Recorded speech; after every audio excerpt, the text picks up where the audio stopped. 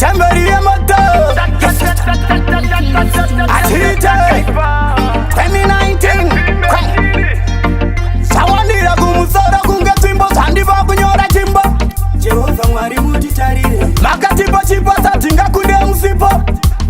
Mwari wangu muditarire Vanokandira mamepo vanofarisa tisipo Samatenga muditarire Unondipa sipo vavengi vangu varipo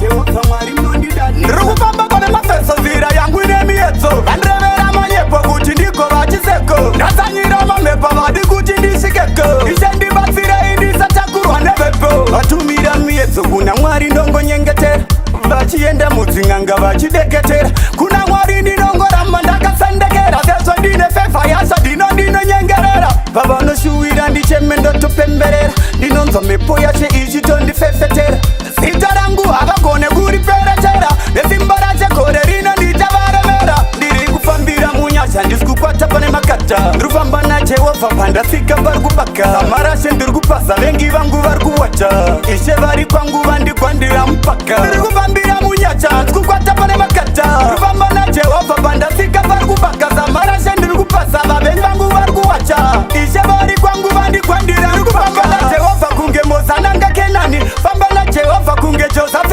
Ngetani Nyangwa ndiri kupotsa mtemo yepagomo repasinai Asa ndifenda kanyengetera kuna Satani Nyangwe skanzi nguvo yangu yakwana npinda mochari Nyangwe skanzi ashanda gore rese nsina salari Hapana vangafugamire kuna matapari Kanosvika pakuna matamishonga nehari Awandira kumusoro kunge twimbo Sandiva kunyora chimbo Jehova Mwari muditarire Makatipo chipo satinga kunde musipo Mwari wangu muditarire Vanokandira mamepo vanofarisa tisipo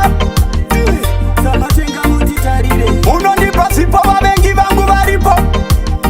Jehova Mwari munditarire Ndirukufamba kone mafeso zira yangu ine miedzo Vandrevera manyepo kuti ndiko vachiseko Ndasanyira mamepo vadi kuti ndishikeko Ishendibatsire indisatakurwa nevepo Vatumira miedzo kuna Mwari ndongonyengetera Vachienda mudzin'anga vachideketera Kuna Mwari ndinongoramba ndakasendekera Sezvo ndine fefa yasha ndinonyengerera Pavanoshuwira ndicheme ndotopemberera Ndinonzwa mepo yache ichitondifefetera Zita rangu havagone kuriperetera Nesimba rache kore rino ndichavaremera Ndiri kufambira munyasha ndisikukwata pane makata Ndirufamba naJehovha pandasika vari kubaka Samarashe ndiri kupasa vengi vangu vari kuwacha Ishe vari kwangu vandigwandira mupaka Ndiri kufambira munyasha ndisikukwata pane makata Ndirufamba naJehovha pandasika vari kubaka Samarashe ndiri kupasa vavengi vangu vari kuwacha Ishe vari kwangu vandigwandira Ndikufamba naJehovha kunge Mozananga Kenani Famba naJehovha kunge Josaph Ngetani Nyangwa ndiri kupotsa mtemo yepagomo repasinai